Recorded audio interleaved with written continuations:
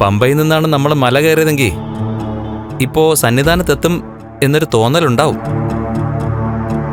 പക്ഷെ പകുതി പോലും ആയിട്ടുണ്ടാവില്ല. ഇനി ഇവിടെ നിന്ന് ഒരു 1.5 കിലോമീറ്റർ കൂടെ പോയാൽ മതിയാവും സാറേ. 1.5 കിലോമീറ്റർ എന്ന് പറഞ്ഞാ അത് സ്ട്രെയിറ്റ് റോഡിലാണെങ്കിൽ ഒരു 5-6 കിലോമീറ്റർ നടക്കുന്ന സമയമെടുക്കും. നല്ല തണുപ്പും തണുത്ത കാറ്റുമൊക്കെ ഉള്ളതുകൊണ്ട് നടത്തം അറിയുന്നില്ല.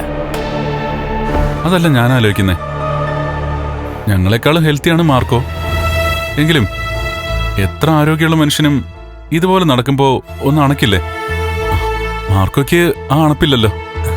ഇവൻ അണപ്പില്ലെന്ന് മാത്രമല്ല, പണ്ട് രാമലക്ഷ്മണന്മാരെ ആഞ്ജനേയ സ്വാമി തോളിലേറ്റിക്കൊണ്ട് പോയതുപോലെ സാറിനെ വേണമെങ്കിലും ഇവനെടുത്ത് സന്നിധാനം വരെ കൊണ്ടുപോകും. അങ്ങനെ അമാനുഷിക ശക്തിയൊന്നും ഉള്ളവനല്ലടാ ഞാൻ. പിന്നെ ആരെയും ദ്രോഹിക്കാത്തത് കൊണ്ട് പലപ്പോഴും അസുഖങ്ങളൊന്നും വരാറില്ല, ക്ഷീണം അറിയാറുമില്ല. അത്രേ ഉള്ളൂ.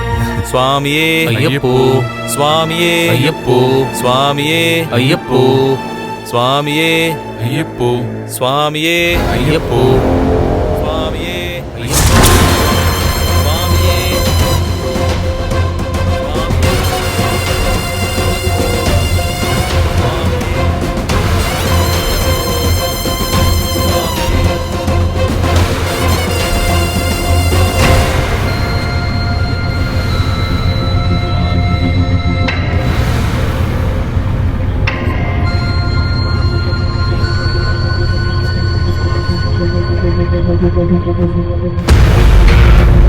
ഇനി നമ്മൾ കൂട്ടം തെറ്റണം.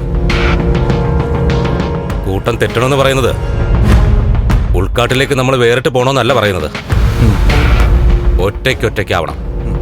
ആ, നിങ്ങൾ പിറകു കാണണം.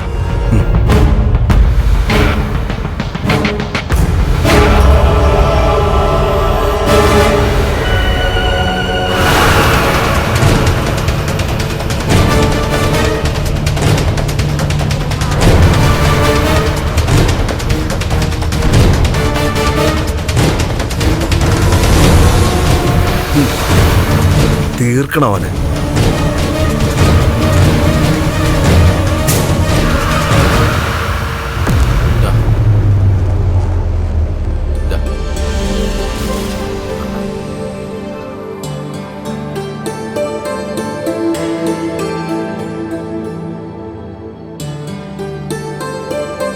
മലയ്ക്ക് വന്നു കഴിഞ്ഞാൽ ഇതാണ് ആകെയുള്ള സന്തോഷം.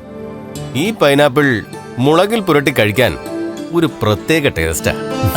അതെ. സ്വാമിയേ അയ്യപ്പോ, സ്വാമിയേ സ്വാമിയേ അയ്യപ്പോ. ഇതുവഴി ആൾക്കാരൊക്കെ ഉണ്ട് കേട്ടോ. അയ്യപ്പോ, ഒരു സ്വാമി വരുന്നുണ്ടല്ലോ. സ്വാമിയേ സ്വാമിയേ അയ്യപ്പോ, സ്വാമിയേ അയ്യപ്പോ,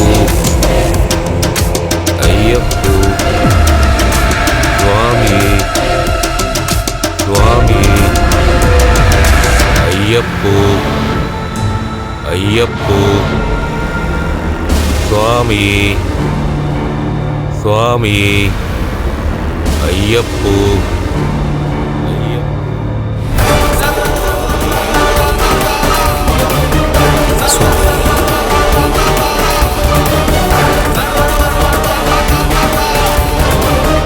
എന്തോ കുഴപ്പമുണ്ടല്ലോ.